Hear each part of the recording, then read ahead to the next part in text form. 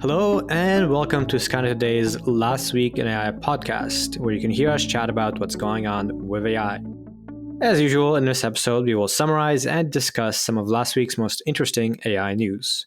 You can also check out our Last Week in AI text newsletter at lastweekin.ai for articles we did not cover in this episode.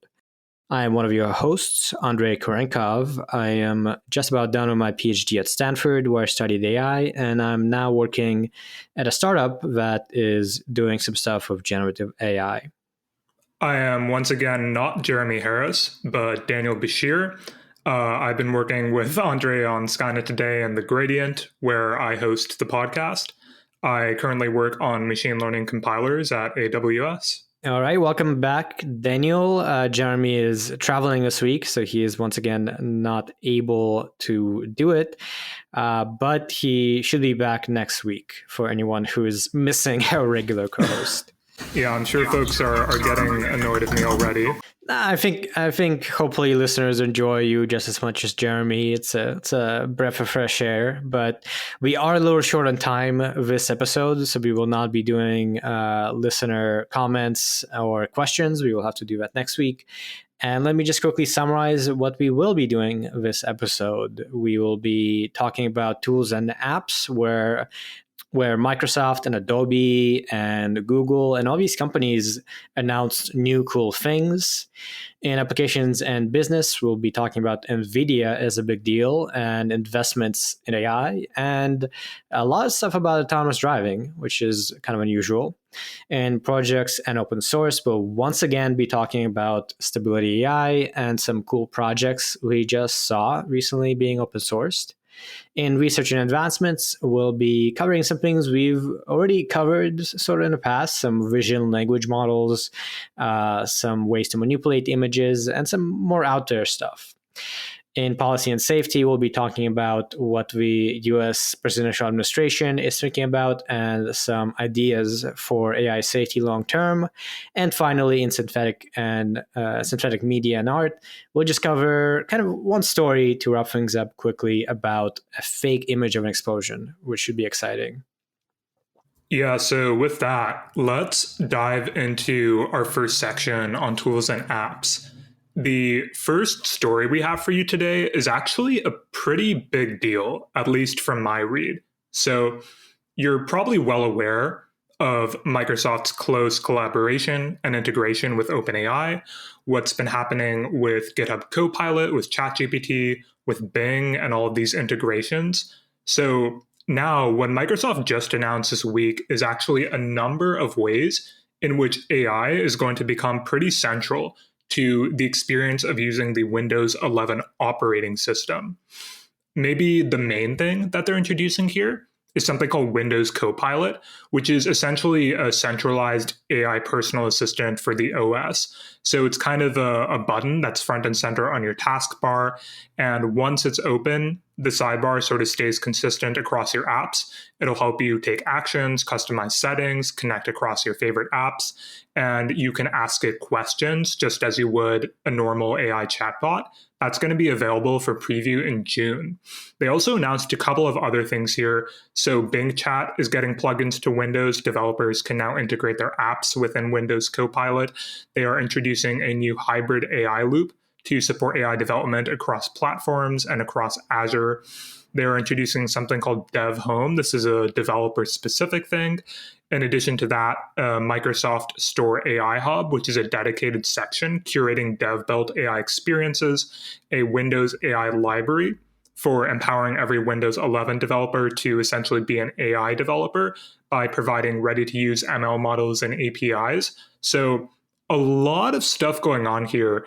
And this feels to me like a pretty big drop, but I'm curious, Andrei, how you respond to all of this. Yeah, I think this is kind of a pretty big deal, and it just shows how fast Microsoft is moving. We've talked about it a lot. This was, by the way, at Microsoft's Build conference. So even though this is an announcement of just about Windows Copilot, there's a lot here that's just specific to Windows devs. And that's interesting because, as you noted, part of the emphasis here is that it's going to be easy for developers of Windows apps to make their apps AI enabled, right? Straight with support from Microsoft, which of course has ChatGPT. And that could be a real advantage when competing against Mac and Mac OS, because Apple is, let's face it, pretty weak on AI. They don't have anything like ChatGPT. And if Microsoft makes it way easier to make powerful AI-enabled programs on Windows, then it might make it much more appealing than it is currently to, general people. Yeah, I think in particular, I don't know how true this is right now, but often for developers, especially, Windows seems like not the best experience. It's often some Unix like operating system, even Mac is certainly preferred. So, especially with some of these plugins, integrations, these parts of the experience, I am curious if Microsoft, it does seem like in general recently they focused a lot on developer experience. So I am curious if this is going to start to pull people over to their operating system as well. Yeah, and it kind of builds on a lot of stuff they've done. They own GitHub, right? And they have introduced Copilot, which is interesting. They've introduced new features to Visual Studio, which is their IDE for C# and the general kind of application to build Windows apps with. So it feels like some of these more longer term bets that just make the Microsoft ecosystem more appealing.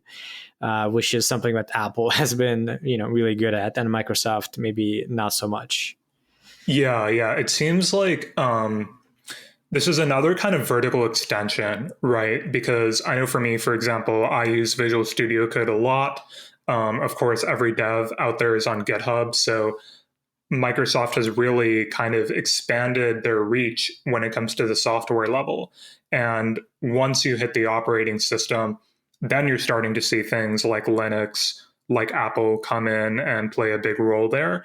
But Microsoft is really, it seems, trying to reach down and see, okay, well, AI systems can be really powerful in the software we use, but can we reach a layer deeper and see what they can do in the terminal, for example? I think one of the big introductions here in this announcement is the fact that you are going to be able to interface with an AI assistant and kind of get command suggestions and that sort of natural language feedback within your terminal, which is really, really cool. Yeah, and that kind of feels like it could work on Windows, right? Because Windows does have a lot of these things from Microsoft. They have Outlook for email, they have Word, they have their own browser. And now you could imagine this Microsoft, this Windows Copilot just kind of connecting to all of this. And you just say, open Word and write a little essay or whatever. And then that's even quicker. So I don't know. Yeah, it's hard to imagine exactly how this Windows Copilot thing would work, but yeah, good on Microsoft for continuing to move fast with all of their AI stuff. Indeed. Next, moving to Adobe with a pretty exciting story. Adobe is adding AI image generator Firefly to Photoshop. So we've mentioned before that Adobe has their own text-to-image generator, similar to DALL-E or Midjourney, that they've released. And now it's going to be built into Photoshop, and their infill functionality, where you just kind of select a portion of an image and say, put something here. Now that's going to support just general text to image kind of stuff. So you can, select the sky and say, put a plane here, for instance, and you'll get a plane generated by AI that, as we know, looks pretty good. So I think it's kind of obvious that this is kind of a big deal. Photoshop is so standard in photo editing and lots of applications. And this appears to be implemented well. It appears to, from the demos, work pretty fast, be pretty high quality. And very importantly, as with Firefly in general, it is safe to copyright. So the training data is not using any copyrighted content that would make it problematic to release images that have used this tool. So yeah, this is a pretty striking example of where AI is becoming part of these very, very integrated tools, very commonly used tools, and is just becoming part of a workflow, I guess. Yeah, I think this is a really exciting development, especially given how pervasive Photoshop is. I know you and I use it, for example. So I'm curious if in our own use cases we'll find anything for that. Um, but you did start to kind of gesture towards the problem of training data, and that's something really interesting to dig into, I suppose, because when you think about how where like what the implications for training data and copyright are when it comes to Adobe's own system, then that's going to have some downstream implications for the rest of us that are then using that system to make our own images. And apparently, the model is only trained on content that the company has the right to use. So, in theory, anything should be safe for commercial use. But again, there are a lot of, I think, worries to have here. But at the very least, if we believe Adobe, then I think that you and I and anybody else using Photoshop should hopefully be fine not getting sued. Yeah, exactly. Especially as the laws and policies regarding these synthetic media, AI generated imagery are still not here, and we don't really know what they'll be. So, if nothing else, if you have to choose an option, this is a good one. Another reason this is pretty good is that when you use it, there is the option to use content credentials, which is basically like a system that attaches attribution data that makes it easy to know whether an image was created or edited using AI. You can actually go to verify.contentauthenticity.org and input an image, and it will tell you if it has this nutrition label, this tag that it was created with AI. And that's pretty great, right? Because I think this has been such a prevalent problem of how do we know where something AI is not? How do we know if it has been modified with AI or not to create misinformation? Well, in this case, Adobe is kind of baking it in from the beginning. For sure. Choose your tools carefully. On to the lightning round for this section. First up, we're back to Microsoft. The headline here is that Bing is now the default search for ChatGPT. And what's going on here is essentially what I just said. So the default search experience for ChatGPT and that search functionality has already been rolled out to ChatGPT Plus users and is soon going to be enabled for all free ChatGPT users through a plugin. And this is essentially just the same way that Bing's chat experience is powered by GPT-4 and uses citations to links. So OpenAI's chatbot is going to include search and web data, and that's also going to include citations, which I think is a nice important bump to the system. Of course, everybody at this point is pretty familiar with the fact that these AI systems hallucinate, which is in part, and the way some people view it, kind of an artifact of what we would like for them to do. But for a lot of use cases that people want for these systems, it is pretty important that they provide some kind of attribution. So it'll be interesting to see how the experience of using it changes from here. Yeah, it's hard to say if this is a big deal or not. I think the ability to even use ChatGPT integrated with web search is not quite public yet. But yeah, I mean, it's kind of predictable here. Microsoft is wringing out everything out it can out of ChatGPT and its investment in OpenAI. So again, congrats, Microsoft. You made a really good bet with OpenAI. Next, we go to Google and we go back to image editing. So the story here is that Google's new Magic Editor uses AI to totally transform your photos.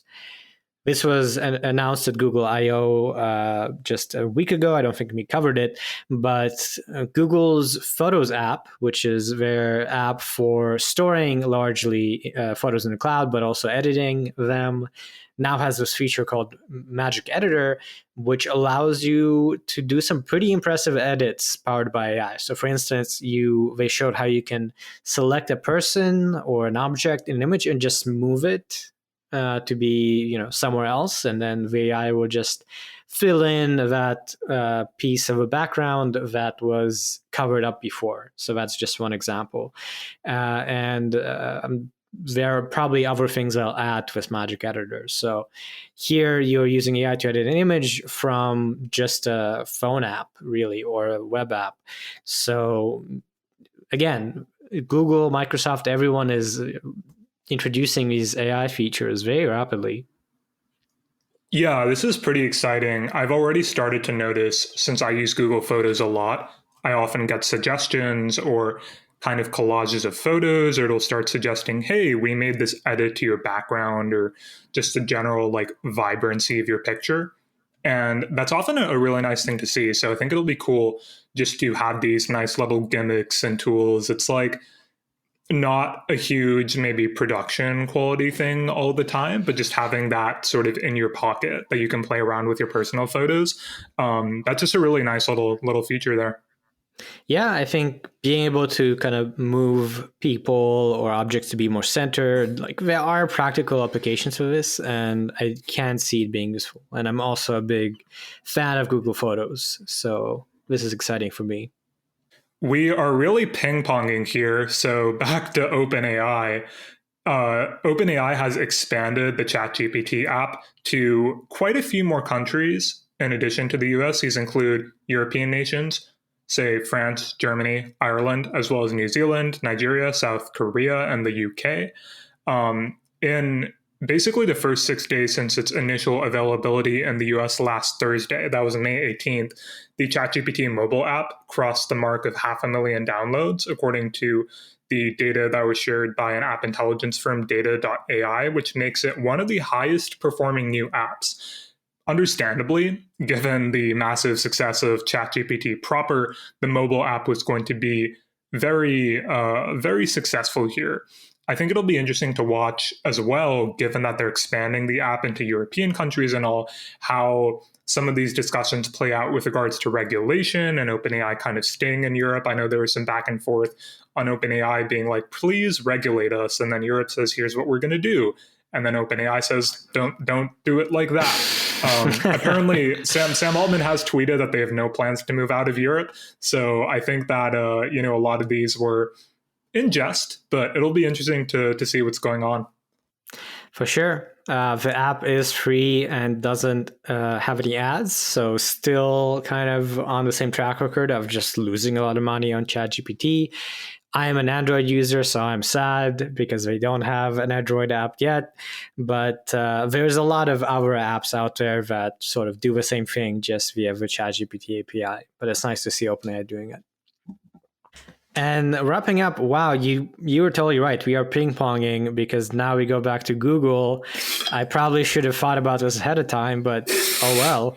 The story is Google introduces Product Studio, a tool that lets merchants create product imagery using generative AI. So Google had a marketing live event, and then, so this is more towards marketers, and the story pretty much is the title. There's a tool now that makes it easy to create product imagery.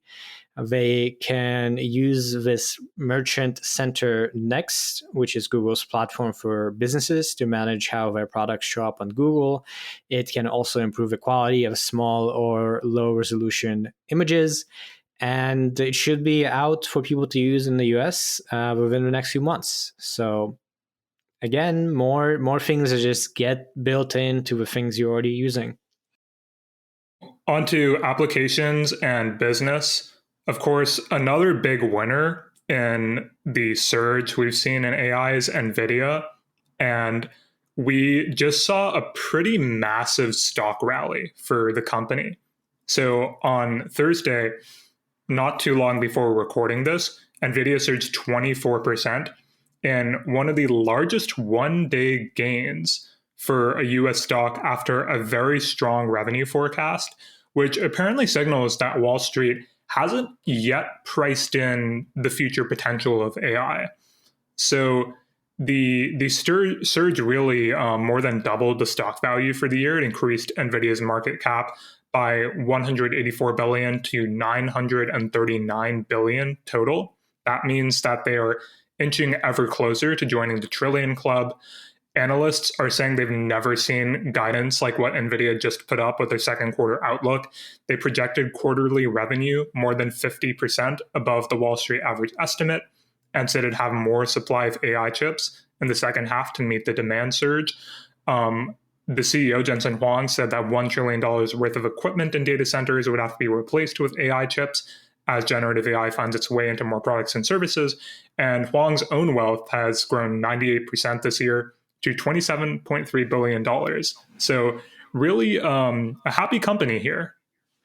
No kidding. Yeah. And this is, coming on the heels of Nvidia already having an amazing decade with AI. Let's not forget that the AI hype train has been with us for pretty much more than a decade now. It's just that it's really been supercharged recently. So Nvidia's value growth had already been like stratospheric just in the past 5 years, 10 years. And now it's getting yet another boost as everyone is piling in. All these countries want to get supercomputers, etc. Perhaps not surprising, and really a reminder that Nvidia still kind of has a stranglehold on the hardware side of the market. We've seen companies build their own chips, and Meta and Microsoft and Google. But as far as one company that pretty much supplies most of the hardware for AI, that's Nvidia, and that's probably not going to change anytime soon. Yeah, one thing that we're seeing, or I'm seeing a lot of people comment recently too, is just when it comes to the competitiveness, because we are seeing a lot of different companies coming up trying to challenge Nvidia in terms of AI hardware. But you do tend to hear a lot about how Huang seems to be still running the company a little bit like a startup. It does seem like he's a really, really impressive founder and CEO. And so it does feel like Nvidia just is continuing to move at a really rapid pace. And I feel like that's going to continue to be important for them. And I have the feeling they're definitely going to continue to innovate a lot. Definitely, yeah. So, I'm a happy customer of Nvidia. We use their GPUs. I imagine you use their GPUs. So at least they're not abusing their monopoly just yet. Indeed. Next, really kind of an interesting story from TechCrunch titled VCs love to talk about AI, but they aren't writing as many checks as you might think. So you might imagine with the, kind of crazy fervor for AI in the past half year now, that there would be an explosion of investing in all these companies. But that's not really the case. So the amount of investment has actually been falling since 2021. And even in the first quarter of 2022, that was way smaller than the first quarter of, in the first quarter of 2023 was way smaller than the first quarter of 2022. The number of deals fell from about 900 to about 550, and the total funding fell to almost a third, to 5.4 billion from something like 15 billion, much larger number. So it appears to be, the analysis here is that pretty much there was a lot of investment in general in 2021 in AI and metaverse and Web3. Then the economy started doing not so good in 2022. And those economic factors are still with us, even if AI is very exciting. Counterintuitive, but that's how it is. Yeah, not being a venture capitalist, I'm not going to pretend I know everything that's going on here, but it would make sense perhaps that a dampened economic outlook and a lot of the discourse we saw, I think VCs in the past couple of months and founders have really had this sort of batten down the hatches mentality. And so I can imagine that even with the surge of interest in AI, this is kind of like a multivariate problem, right? There's different things that are intersecting here. Some of the variables are going to be more powerful than others. And so it's kind of hard to disentangle everything. Yeah, it's all pretty related. There is a detail here that's kind of interesting is that if we narrow down to just VC funding in Silicon Valley, that actually improved. So capital raised by AI startups in the Silicon Valley rose by 41% compared to the final quarter of 2022. So there is definitely more interest. That's not very surprising given, again, all the news we've been covering for half a year now.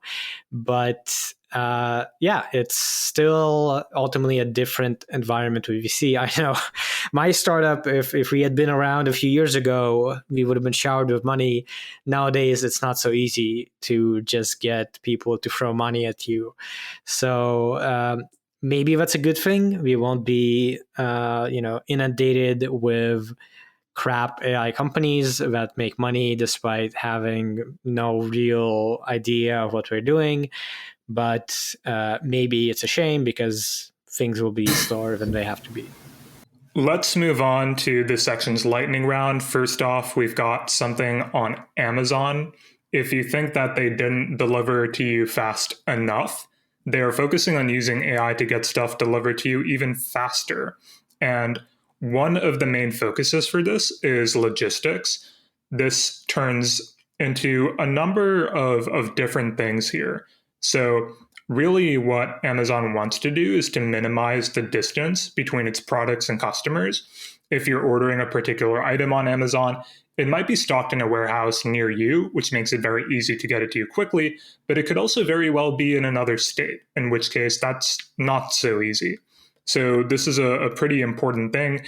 Amazon wants to use AI systems to figure out basically where to place its inventory. They've been focusing on this regionalization effort to ship products to customers from warehouses that are closest to them rather than, as I said, from another state, from another part of the country. And to do that, they're using technology that is capable of analyzing data and patterns to predict what products will be in demand and where. You can imagine that there would probably be regional preferences and the foodstuffs and other things people buy. So if a product is nearer to customers, Amazon would be able to make same day or next day deliveries, just like what the Prime subscription offers, without you having to do that. They're also focusing quite a bit on robotics and fulfillment centers to help with repetitive tasks like lifting heavy packages. They say that 75% of Amazon customer orders are handled in part by robotics, but their executives kind of describe this as not full-on automation of people's jobs, but humans and technology working together. So really, it seems like a pretty big and important choice they're making to ensure, or maybe not ensure, but just to think about how can we make people more effective, allow them to do different things in the context of the warehouse. Yeah, we discussed only a few weeks ago about how Walmart is also starting to automate with robotics in its fulfillment centers, with the main idea being to remove the heavy lifting and repetitive tasks that are more manual from the human employee and make the human employee do more high level work. So clearly this makes a lot of sense, and hopefully we are all going to be the beneficiaries of these efforts. Next, we have self-driving car startup Haomo.ai unveils low-price delivery robot. So the Great Wall Motor-backed Chinese self-driving car startup Haomo, which we just mentioned, unveiled the latest generation of its autonomous delivery vehicle, which is priced at about $12,700 or 89,999 renminbi. So it is pretty cheap from what I understand. That may seem like a lot, 12,000, but for a full-on delivery vehicle, that is pretty impressive. It is equipped with chips from Qualcomm for having AI processing and a sensor suite. Not sure how ready this is to deploy, but there is a lot of delivery in China from what I understand. And I would not be surprised to see this actually being rolled out before any sort of autonomous delivery in the US. For sure. It does seem like when it comes to the particular application of delivery, in many circumstances, you might have pretty predictable routes. And so I can see how, I mean, I guess on the one hand, there's of course the low price of this thing, but then also if we factor in things like predictability and routes, then suddenly we're not dealing with maybe the full-on self-driving problem here. Although, of course, you can have a lot of features of that. Roads can still be unpredictable. You can get pedestrians and so on. But at the very least, it's a little bit less than a full-on open mapping problem that you're having to deal with. Yeah, and if there's no one in the car, right, aside from your groceries or whatever, reliability is much smaller because it's just less likely to harm people, I would imagine. Mm-hmm. While Haomo is offering things in China, we've got some more autonomous ride-hailing delivery services. Uber is offering these using Waymo's robotaxis, at least in the Phoenix, Arizona metropolitan area. This is kind of a further development. Uber has had its own rocky history with trying to internally develop self-driving and then eventually sold off their unit to Aurora. But they're still kind of engaging in self-driving. And I think that some analysts like Ben Thompson, for example, are certainly of the opinion that Uber should never have tried to internally work on self-driving. It seems they're finally realizing that lesson. So really, they're trying to pair their own technology and all-electric fleet with their customer network. So Waymo is really getting an opportunity to reach more people here. For sure. I'm a little surprised that this didn't happen with Lyft before. As far as I know, this was a Lyft strategy from the start to partner with a company rather than develop their own autonomous driving tech, which Uber kind of foolishly decided to do. It is a big deal currently to use these Waymo autonomous rides. You need to install their app. And I suppose with this, if you have Uber, you can just use Waymo's autonomous driving like normal, and it will probably be cheaper than having a human driver. So we've discussed Waymo a couple of times in the past few weeks, and this is yet another exciting development. I really look forward to being driven around by a Waymo car. Next, we have Intel announces Aurora GenAI, generative AI model with 1 trillion parameters. So Intel made a bunch of announcements recently, and they say that they are working with Argonne National Library and HPE to create a series of generative AI models for the AI community, with some having 1 trillion parameters. So this is really just an announcement, not too exciting. They say that this can be used for the design of molecules and materials, to the synthesis of knowledge, stuff for scientific applications. Not sure how excited we should be about this, but yet another generative AI model here for scientific applications. It would be cool if they actually follow through on this. Following up on generative models for science in a completely different domain, Canada's Sanctuary AI aims to create the world's first human-like intelligence and general-purpose robots. They have now announced what is called a major step forward. They unveiled their 6th-generation general-purpose robot named Phoenix. They've demonstrated this humanoid robot for hundreds of different tasks identified by customers from more than a dozen different industries. The humanoid robot stands at about 5 feet 7 inches. It weighs 155 pounds. So about the size of an average human. It can carry a payload of up to 55 pounds. It has a maximum speed of 3 miles per hour. Pretty interesting development here. I guess we all saw Elon introducing the Tesla bot and his affirmation that if you want to solve the AI safety problem when it comes to robots, just make sure it can't run any faster than 3 miles per hour and you can kind of outrun it. So maybe the same thing going on here, but it does seem like humanoid robots is a space that, with the growth of generative AI, I'm not seeing as much of, and a very, very difficult problem. So I am curious to see what the development on that looks like. Definitely. I think from more of a roboticist perspective, it's been an interesting year because there's really been an explosion in these industry attempts at making general purpose humanoid robots that really wasn't much of a thing until OpenAI did their Tesla bot. And since then, we've seen multiple companies, some of which we've covered. There must be at least 3 or 4 major players with their own announced prototypes and so on. We've discussed it a bunch before. I'm not a big believer in it. But regardless, the more people are working on manufacturing the hardware and making it cheaper, the sooner we'll have these sorts of things deployed in factories or other locations. So I think it's exciting. So for projects in open source, we've really got one main story here. And this is a couple of moves coming out of Stability AI, which you're probably familiar with because of Stable Diffusion. So they released something called Stable Studio, which is an open source version of Dream Studio. Dream Studio is its commercial interface for generating stable diffusion images.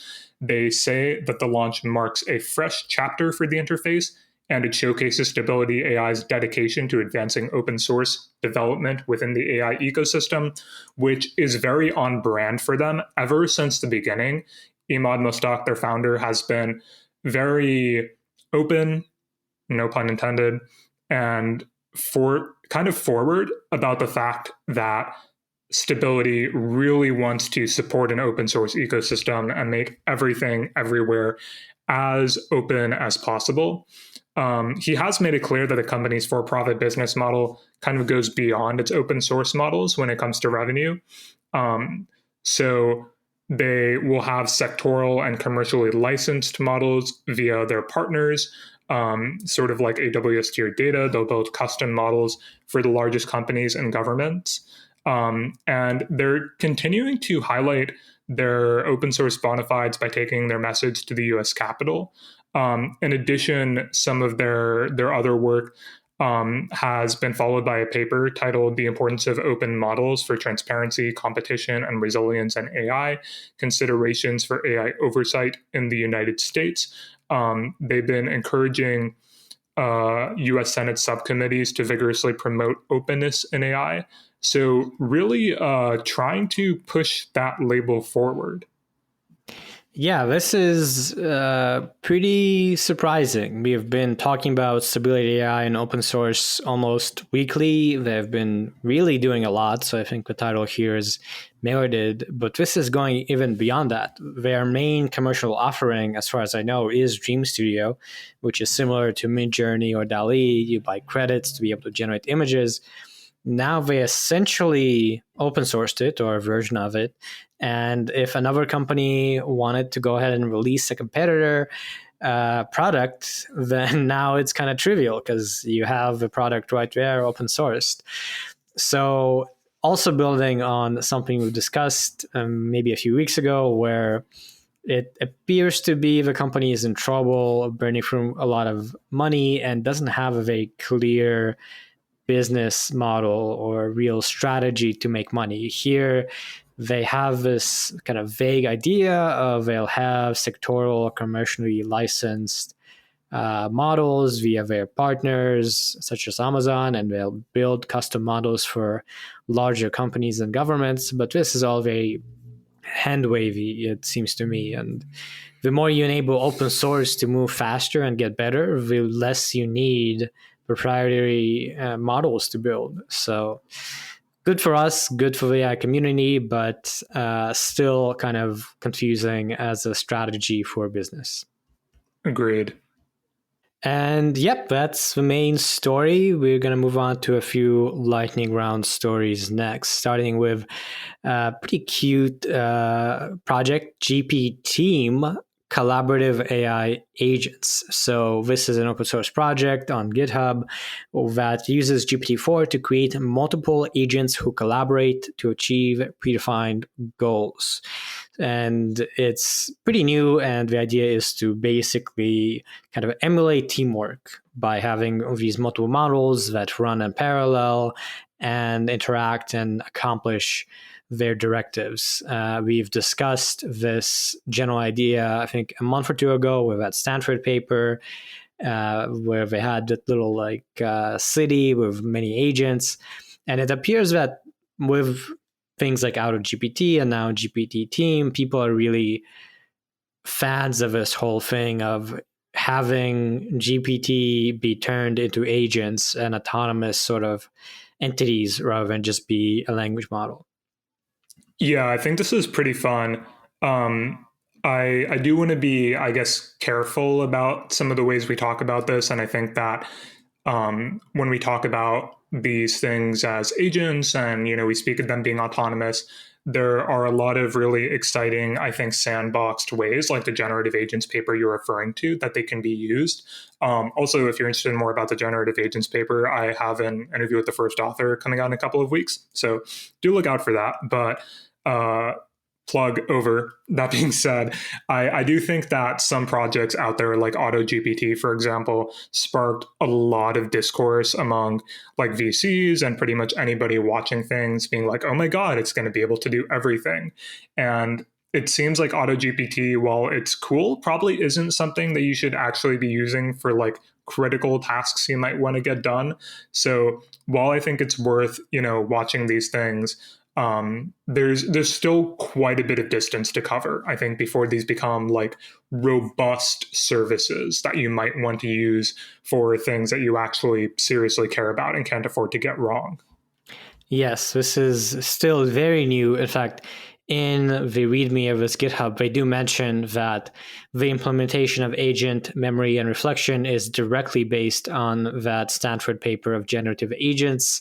So, yeah, all of this is very emerging. It's a very exciting trend, but I don't think we quite understand how any of this will work. And I think none of it really probably will work reliably for a little while. Our next story. So, immediately after the announcement of models like ChatGPT, or a little bit later, people figured out, how can I get APIs for these things? Because, of course, OpenAI was expected to roll out their own and probably charge developers who wanted to integrate it into applications for those APIs. So, this next little project is a Bard API, the Python package that returns a response of Google's Bard. You might have noticed, if you use Bard at all, or have heard people talking about it, that its capabilities seem to have quite significantly improved. There are a lot of people who are talking about having used Bard. I've used it a little bit myself, and it seems to have gotten quite a bit better. There's a lot of people out there who seem to prefer it to ChatGPT. Really, maybe depends on your usage. But this package is designed for application to a couple of different Python packages. And this Bard API, I guess, is not a free service, but rather it's a tool provided to assist developers with testing certain functionalities, basically due to the delayed development or release of Google's own Bard API. Yeah, this is an open source API that was based on reverse engineering. So it's kind of unofficial and a little bit hacky. And hopefully soon there'll be an official API so developers can actually start using it. But for now, if you really want to get going and have something powered by Bard programmatically, now you have a way to do that. And moving back to Google, we have Google's open source AI tool lets me play my favorite Dreamcast game with my face. So once again, we're going to Google I/O and some announcements, and this one was about an accessibility tool. So this is motivated by a streamer, Lance Carr, who has a rare form of muscular dystrophy that makes him unable to use his hands. So the streamer actually uses a webcam to control games with their face. And it turns out you can buy hardware and services to enable this, but they're pretty expensive. And they were actually destroyed in a house fire for this particular streamer. And yeah, this Game Face is an AI-powered tool that makes it so you can just directly from a webcam control your computer and play games just with your face. Very exciting. And our final story for this section, Abu Dhabi has made an AI model open source called Falcon 40B, 40B again being 40 billion parameters. They've made this large-scale model available for research and commercial use. This was announced by the government's Advanced Technology Research Council. ARTC's commercial investment arm, Venture One, said it would also back viable ideas that come from using the model. To again recap, Falcon 40B is another foundational large language model. It was trained on 1 trillion tokens and developed within the Technology Innovation Institute, which is a research center within their Advanced Technology Research Council. It seems like from a couple of things that I've seen or a couple of notes that Falcon is a pretty strong model compared to a lot of the open source ones we're seeing out there. Yeah, actually, this was surprising to me. I haven't heard of this until this article, and I haven't seen much chatter about it on Twitter or elsewhere. But 40 billion parameters, that's quite a bit. We really don't have many models of that size. I'm not even sure if the biggest Llama model is open source fully or if it has been leaked. So yeah, if this is actually strong, this is a pretty big contribution to AI from Abu Dhabi and the Technology Innovation Institute there. On to research and advancements, starting with InstructBLIP, the world general purpose vision language models with instruction tuning. This is, I feel like we just talked about something very similar a couple of weeks back, but as you might imagine from the title, the idea here is that you can have a visual language model where you provide the model with an image and some text. So you can, for instance, give it an image and say, describe this to me or explain to me why this is funny or why it is weird. And it will provide text to respond to your query. And just a couple of weeks back, we had, I believe, the first of these where it was instruction tuned. So instead of just doing supervised training, it's doing the same thing as ChatGPT and other chatbots do, where they fine tune or train a little bit more on these examples with good and bad kind of chat outcomes. And this one is really about variety. So they gather 26 publicly available datasets and various tasks like image captioning, visual reasoning, image question answering, all sorts of stuff, video question answering, and yeah, just do instruction tuning with those datasets and achieve state-of-the-art results and open source them. For sure. This is a pretty exciting model. I think that the instruction-aware visual feature extraction, the method they introduced, is super interesting. I can't say I followed InstructBLIP that carefully, but it does seem like this is another super important development. Let me move on before I. Do you have anything more to add on it, or? I think another thing to note here is this is really part of this whole trend we are seeing starting last year, but really even more so this year, where we are really moving into multimodality with AI. So last week we discussed how Meta had their 6 modality embedding thing, and we've been talking about many vision language models recently. This also has some video language, which we'll cover in a bit. So multimodality, a real challenge for AI and deep learning, I think is kind of the next frontier combined with large language models and foundation models that we are rapidly making progress on. Yeah, and I think integrating ideas like instruction tuning for multimodal models and not just language models themselves. There is a pretty natural thing there since you're going to use instruction tuning on language, but it'll be interesting to watch, I guess, and see how these techniques get refined and if they kind of manifest differently once we start scaling them in that way. Yep, for sure. So next up, we've got a pretty exciting AI tool called DragGAN that basically does what it sounds like. Again, GAN is your basic generative adversarial network. And what's going on here is the researchers are studying a pretty powerful but underexplored way of controlling GANs. So you can drag any points in the image to precisely reach target points. For example, you could change the dimensions of a car or manipulate a smile into a frown. And you can basically do that with like a simple click and drag. The way they achieve this through this DragGAN model consists of two main components. It includes one, a feature-based motion supervision. This drives the handle point to move towards a target position. And then a new point tracking approach that leverages the discriminative GAN features to keep localizing the position of their handle points. So again, a pretty interesting deformation method. Yeah, I won't pretend I fully understand what that means. That's just what they say in the abstract.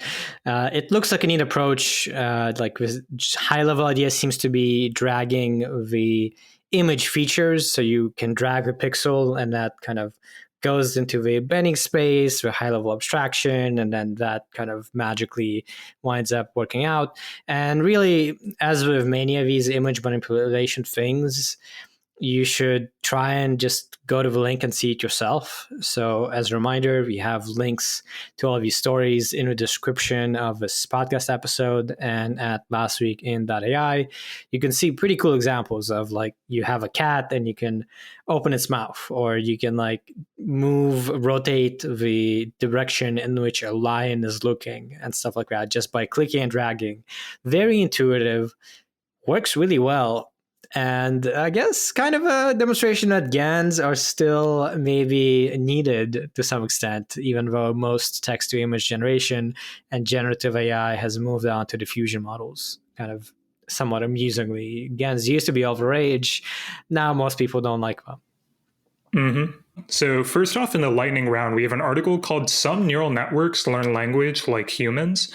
The short of it is that researchers compared the brainwaves of humans listening to a simple sound to the signal produced by a neural network analyzing that same sound, and found the results to be uncannily alike. And to their knowledge, the observed responses to that same sound stimulus are the most similar brain and artificial neural network signals reported thus far.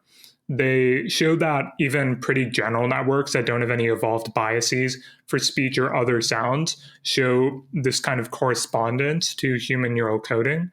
They also fed the same ba sounds to two different sets of neural networks, where one had been trained on English sounds, the other on Spanish sounds. It started by making pretty random sounds, but after 40,000 rounds of interactions with a discriminator, it looks like they're using a discriminator generator setup. The generator got better, eventually producing proper sounds.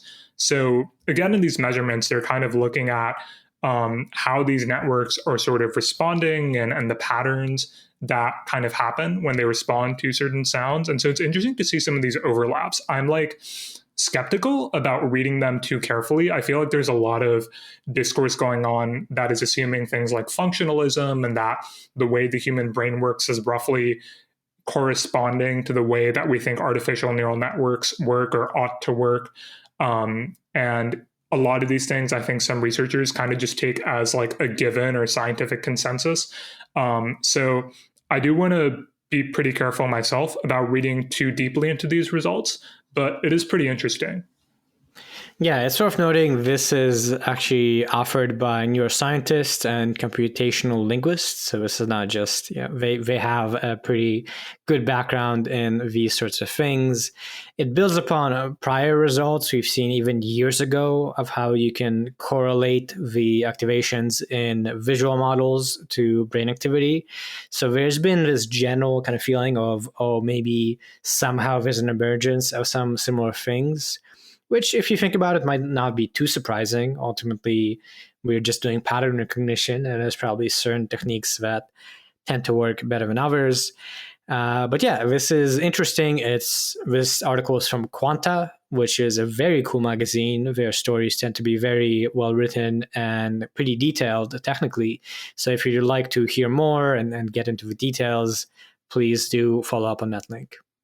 Now from Meta, another big player in research and open source, we have introducing speech to text, text to speech, and more for 1,100 plus languages.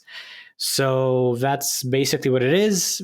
It's expanding from what tends to be the case of maybe 100 languages to this much larger number.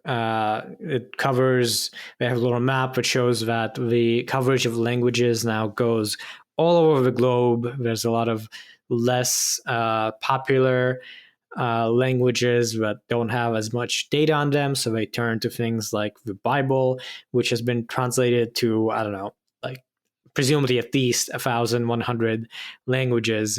And now their text to speech and speech to text, they collected pairs of text and audio, which was pretty challenging. And they did it, and it appears to work pretty well. It's interesting to note that, at least according to their analysis, their models perform equally well for male and female voices, especially given that the data is pretty domain specific, read by male speakers. So I'm curious a little bit about some of those generalization capabilities, if that claim really holds up in further analysis and use that we see. Yeah, it'll be interesting. It's a pretty fun idea to basically create a data set of readings of the New Testament in all these languages. So you get an average of 32 hours of data per language. You would think that maybe because it's so constrained to just this specific piece of text, it wouldn't perform very well, but it looks like maybe it does. So that is pretty cool. There is a lot of writing in the Bible, so... Moving into a different domain, we've got something called VideoChat, which is an end-to-end chat-centric video understanding system developed by merging language and visual models. This comes to you from researchers from the Shanghai AI Laboratories OpenGV Lab, Nanjing University, the University of Hong Kong, the Shenzhen Institute of Advanced Technology, and the Chinese Academy of Sciences. They developed a novel dataset containing thousands of videos and densely captioned descriptions and discussions given to ChatGPT. And so this kind of integrates video foundation models and large language models via a learnable interface. It apparently excels in spatiotemporal reasoning, event localization, causal relationship inference. That's a pretty big claim there. And so, again, this is a pretty exciting, I think, development where we're now like creating sets of systems, and the LLM part here is pretty powerful, where we're able to integrate these models and then start to understand an entire new modality. So you can ask it to sort of reason about, you know, I'm in this video, what happens if I like move a ball from this location to this location?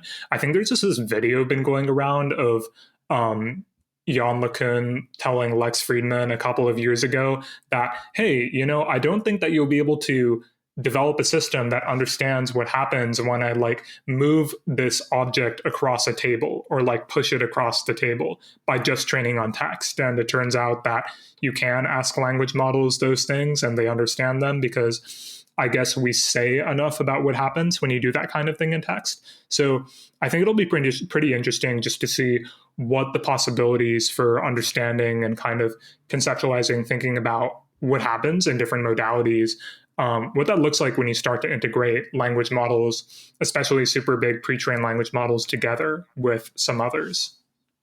Yeah, and the other thing I took away from this is it is similar to a lot of other research in multiple modalities we've been seeing, that it is found if you train two foundation models that primarily focus on one modality, kind of gluing them together often turns out to be not all that hard. So here, for instance, they have, as one of the main things, a perception tool that basically summarizes what happens in a video with text. So it has like time steps, and it explains, okay, here's what I'm seeing, here's what it's moving.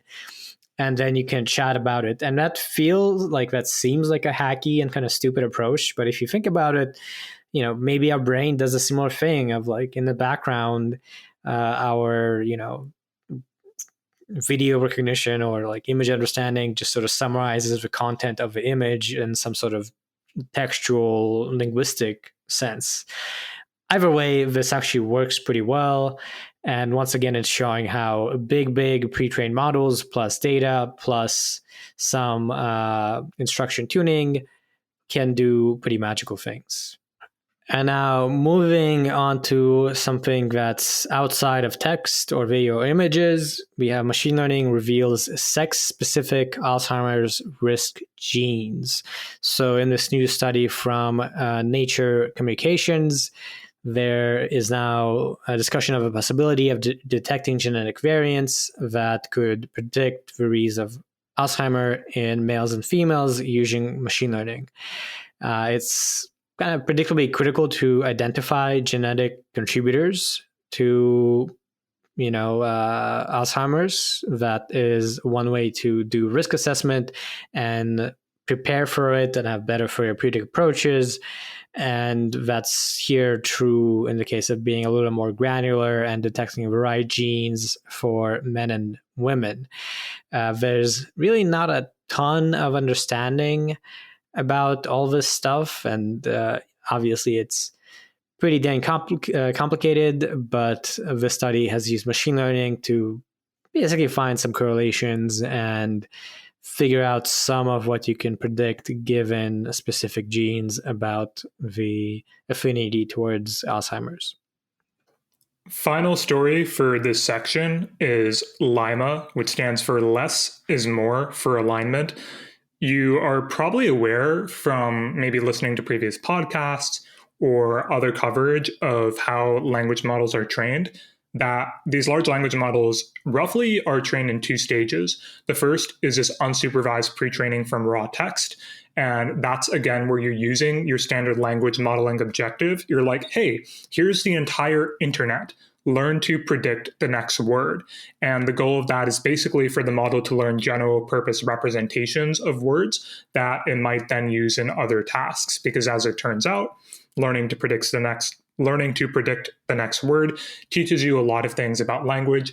That is by far the most expensive computationally and monetarily part of this process. The second part is large-scale instruction tuning and reinforcement learning to better align to end tasks and user preferences. That is how you get something like ChatGPT, because when you initially get a language model and you ask it to do something, you ask it a question like, please fill out this form. It doesn't actually want to fill out the form for you. It doesn't recognize that as an instruction. It is trying to predict the next word. So it might follow that with more instructions instead of actually responding to what you want it to do. So this study actually measures the relative importance of these two stages of training. Again, the unsupervised pre-training, predict the next word, and tuning so that it actually responds to your instructions by training a 65 billion parameter llama language model. That's, again, the model that came out of Meta. They fine-tuned it with the standard supervised loss on just 1,000 carefully curated prompts and responses without any reinforcement learning or human preference modeling. This human preference modeling, again, is where you had that part of the training process where a model was prompted with an instruction. They looked at a bunch of outputs, had humans kind of laboriously rank those outputs, trained a preference model on how the humans rank those outputs, and then used reinforcement learning to kind of get the model to produce outputs that would actually score highly based off of the ranking model. But they found that this pretty small scale thing, again, the less is more, demonstrated remarkably strong performance. It was able to follow specific response formats from just a handful of examples in the training data.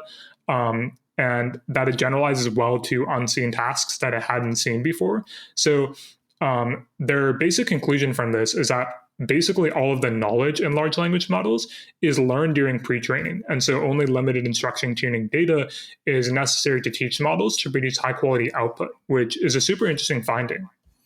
Yeah, this was, I think, had made some waves within AI research because it is pretty unintuitive. I think the trend has been to assume you need maybe 50,000 prompts or collection of data.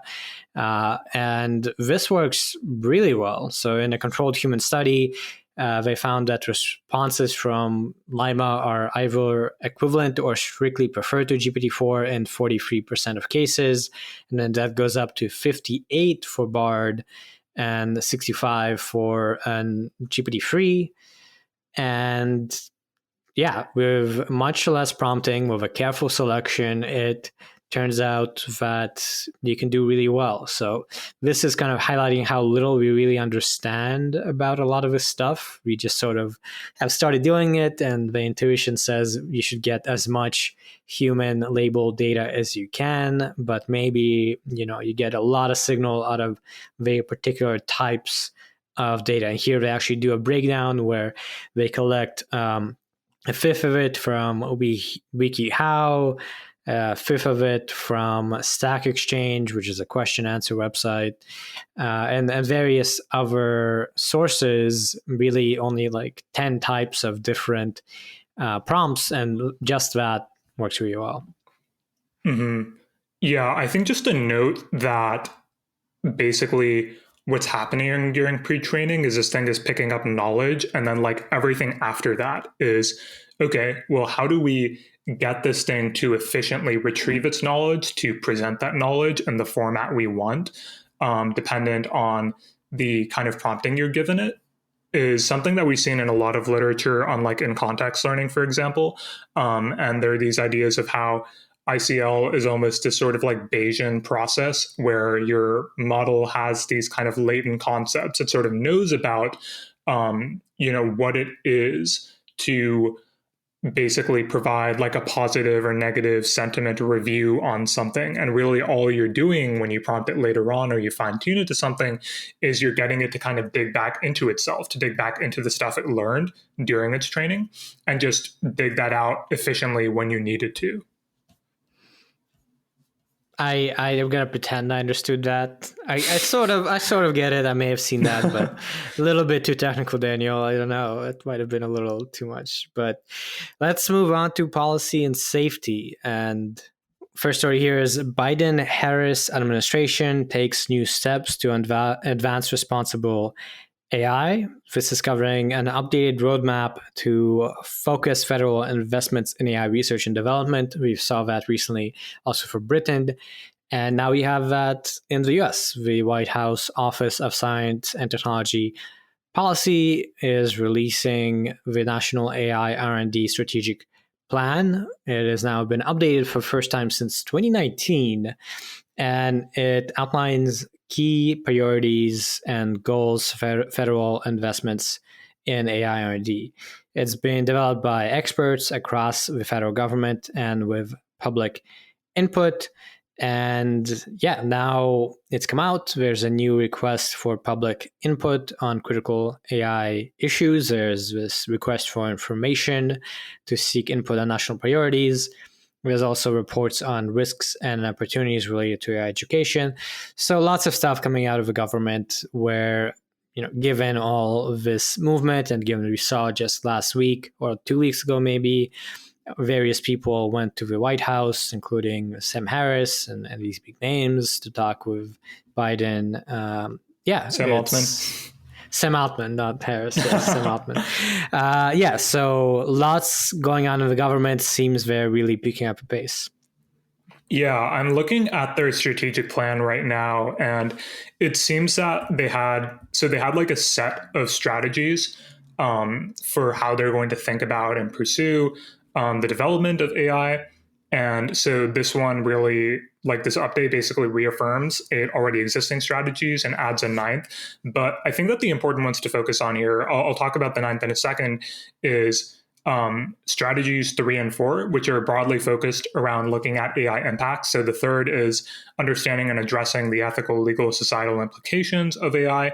And that's really kind of around that interest of, I guess you'd articulate it as short-termism sometimes, just about thinking about accountability, fairness, privacy, bias, all those standard concerns. Strategy 4 is one that I think our next story is also going to start getting into this, but is gaining more and more weight, I think, in a lot of AI ecosystems, advancing knowledge of how to design AI systems that are trustworthy, reliable, dependable, and safe. And I think that is starting to look more and more like what a lot of the AI safety community is thinking about. You're seeing Sam Altman, you're seeing even now, not just Geoff Hinton, but Yoshua Bengio has kind of gone over to this side of being really kind of getting deep into the AI safety literature, he was just on this DeepMind paper that was about model evaluation for extreme risks, which is super interesting. So I've been kind of like, I spoke to him at the end of last year, I think. And while he was concerned about potential things about AI systems, I wouldn't have put him in the long-termist camp. But it's been interesting to watch him kind of move closer and closer to that in the last few months. Yeah, it seems like quite a few people have started moving towards this AI safety kind of X-risk perspective, which we've been covering. And we'll talk about that a little bit more actually next story. But we're just looking at a report and it's pretty cool. I think it seems to be well put together. It's not super specific, but the things it is discussing and laying out, it's about 50 pages. Just scrolling through it, it covers a lot of what you would hope it would cover and appears to be well written and researched and so on. So good to see that, the White House Office of Science and Technology Policy has updated national AI R&D strategic plan given this very important moment. Yeah, since I mentioned the new strategy they added, let me just quickly read it before we move on.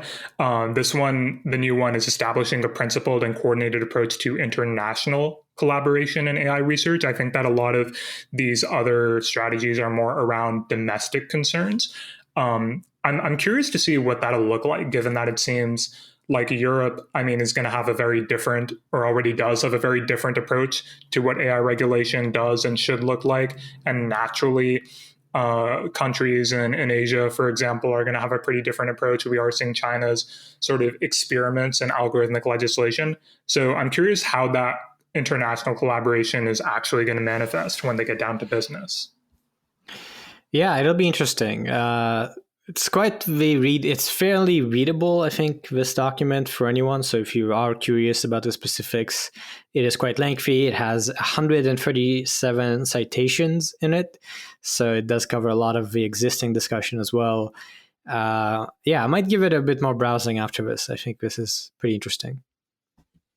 Our second story for this section is kind of hopping off the beat of long-termism and AI safety issues that we discussed recently. So if you're not familiar with Yoshua Bengio, he is one of the 3 people who won the ACM Turing Award back in, I want to say it was 2018, along with Jan LeCun and Geoff Hinton for essentially basically starting the whole deep learning revolution. These guys were doing research in deep learning when neural networks were not a popular thing at all during some of the AI winters, and really kept pushing the label forward. So Bengio is one of the 3 biggest, most important people in the field of AI. As I mentioned, he seems to have been moving closer and closer to some of these existential risk AI safety perspectives. And he's authored a number of blog posts recently. So the one we're going to talk about here is titled AI Scientists Safe and Useful AI. Although since then, actually, he's had a number of different posts on this. But basically, the bottom line of his thesis here is that there may be a path to build immensely useful AI systems that completely avoid the issue of AI alignment. He calls them AI scientists because they are modeled after ideal scientists and don't act autonomously in the real world. They only focus on theory building and question answering. I think this kind of starts to peek at a big debate that we're having right now. And that is the question of when we develop AI systems and when we think about how they're going to be used, there's a little bit of, I don't want to call it a fatalism, but an assumption that they're going to look a certain way, that they are going to be a certain way in the world. And that part of that certain way in the world they're going to be involves replacing humans and being totally autonomous. But I think one thing that it's important to remind ourselves of is that we are developing these systems. And so when we speak about replacing humans, about letting these systems be autonomous, there are choices we make upfront to enable those things to happen. And yes, there are concerns out there about AI systems becoming autonomous and not allowing us to do certain things and us kind of relinquishing control when those systems get sufficiently powerful. But again, we're still at a point where these things are very much tools. You are hearing Sam Altman kind of start to drift from that discourse when he was calling GPT-4 just a tool a couple of weeks ago. And I am curious just that the discourse has really started to move more in this X risk direction, even among many people that I wouldn't have expected to think about things that way. But I think it's important just to kind of settle on, we have choices about how to develop these things. Yeah, and to maybe underline the basic point of this blog post, it's something I agree with quite a bit, and that's this notion that the real threat of, let's say, catastrophic risk of something that isn't just disruption due to misinformation, but really like all of us dying, would be if an AI can go off and do stuff on its own, right? As opposed to being just a tool, like you mentioned. So the distinction here is between executives and scientists. And the short version of this whole post is that it would be best if we can limit our use of AI systems to model the observations it can get and answer any questions that are associated with information, but so that they can't just go off and do stuff on their own. This is a fairly practical suggestion, I think. There are challenges to it, but as far as anything I've seen from AI safety people, it's pretty nice. And just to, I guess, add one more thing, this post is, like you mentioned, from a couple of weeks ago. There is one more post since that was actually this last week, a few days ago, that is how rogue AIs may arise. So that builds a lot of, on top of this intuition of autonomous versus not autonomous. That one is fairly theoretical. It has definitions and hypotheses and conclusions and claims. So it's a bit of a long read and it's hard to summarize. But if you're very much into this topic, then you can go to yoshiabenjo.org or go look at the link for this one at lastweekend.ai, and you can read the whole thing. And it's quite readable. It's not super, I don't know, researchy. Yeah, if I can make a quick comment on that before we end, I think it's interesting just to note that there's been some reaction to this post of, oh my God, Yoshua Benjo has become a Nick Bostrom fanboy or something like that. And while I do think that he is starting to take some of these concerns pretty seriously, and I think that he was always in that, like, you know, I am more concerned about present day things, but don't totally, but, you know, maybe not as much as the long-termist camp about what they're concerned about.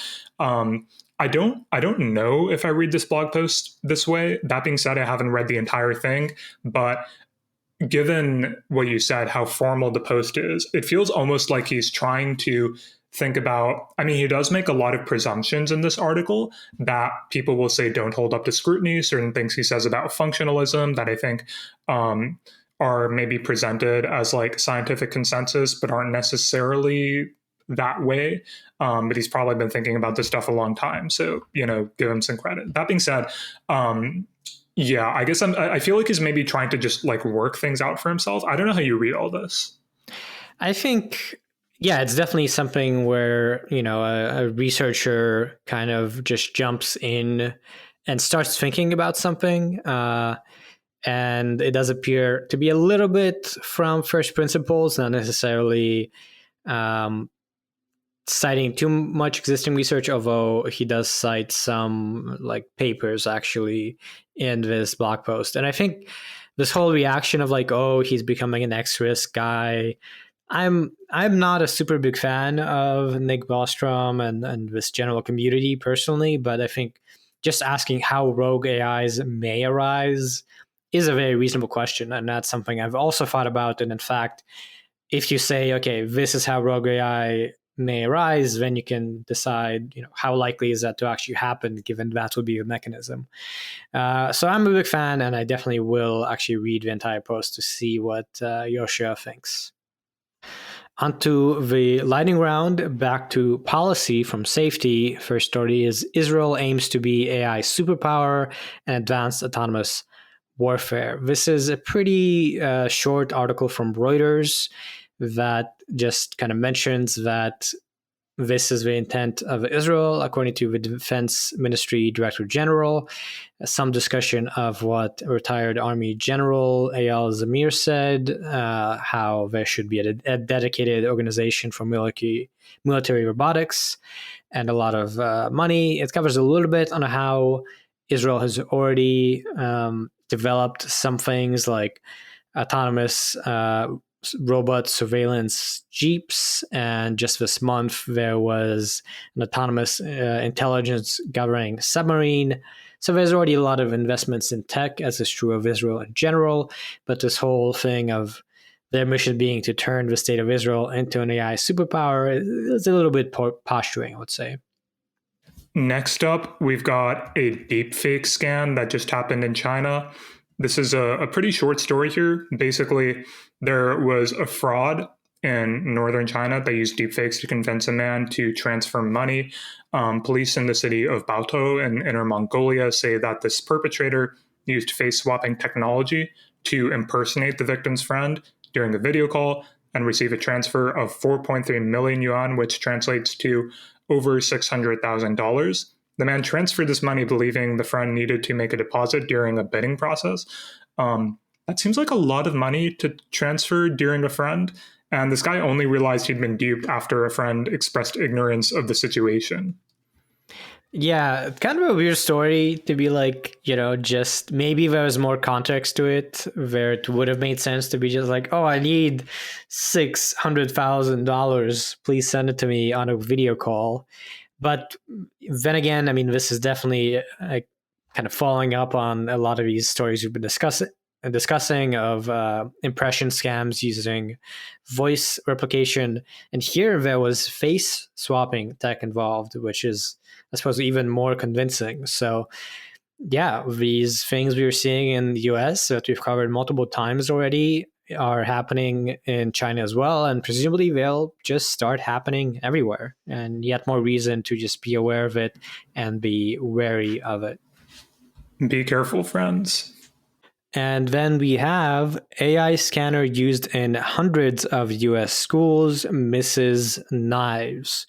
So that's basically the story. Is there's a security firm that sells AI weapon scanners to schools, and its 3.7 million system for detecting weapons failed to detect a knife that was used to stab a student.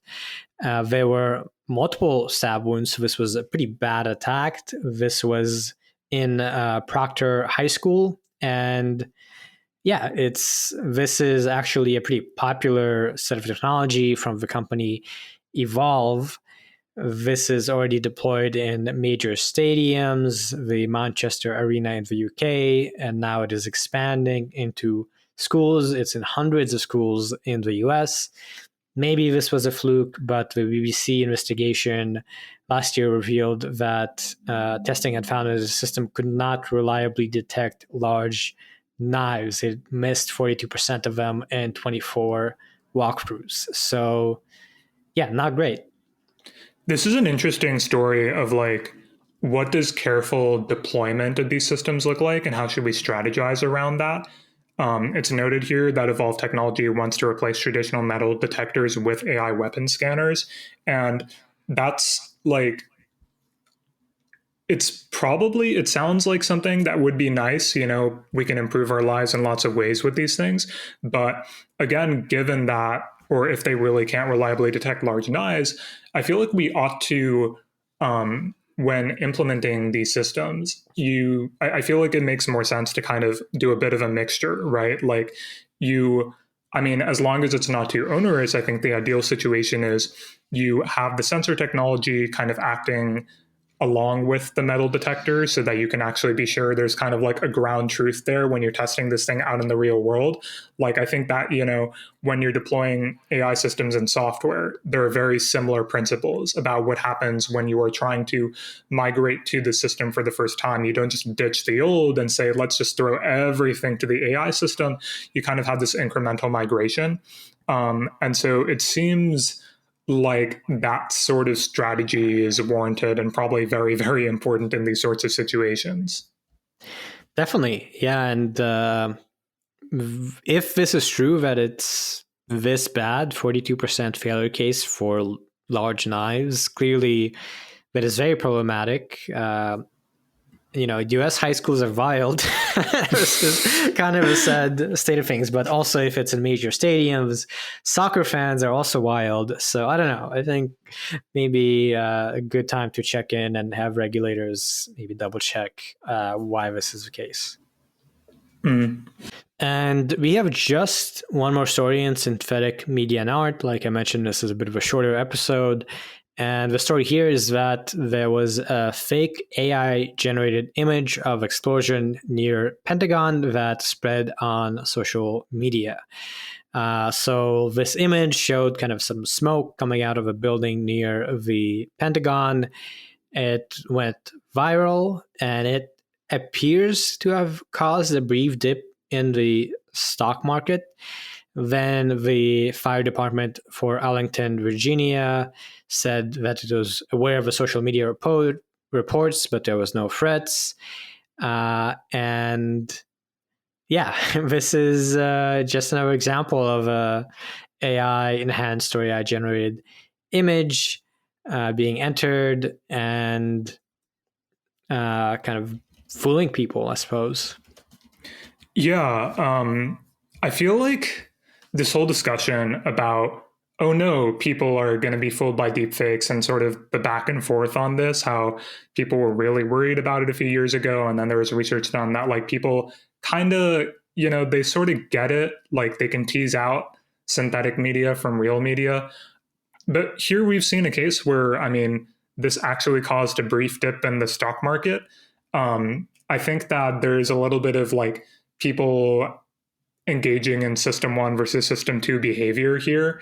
And so I think there's like a few things blending in this story. One is that there do exist risks that come along with synthetic media, and we ought to be aware of them. And I think that has implications for how we design systems, but then also think about like our interactions with media. I think that for one, I think that it's maybe a little bit much to try to put all of the onus on the individual when it comes to we are living in a landscape where maybe the sources of media that we consume are starting to change, and saying that you have to change everything about the way you engage with media yourself. There's a lot to that. I guess one hope I have is that we can somehow like design things for more considered interaction that maybe considers and mitigates some of these risks a little bit more, because they certainly do exist. And I think that's something ought to be done about them. Yeah, and this does add on to that general question of how do we as individuals, how do we as organizations and companies deal with this new trend, right? You've seen multiple cases where it appeared to be that people were fooled. And here, maybe a lot of people thought it might be AI, maybe a lot of people didn't. This is an especially intriguing case because it's unclear where the image is from, and it went viral. It was shared by many verified accounts, which is kind of where you pay for your Twitter handle.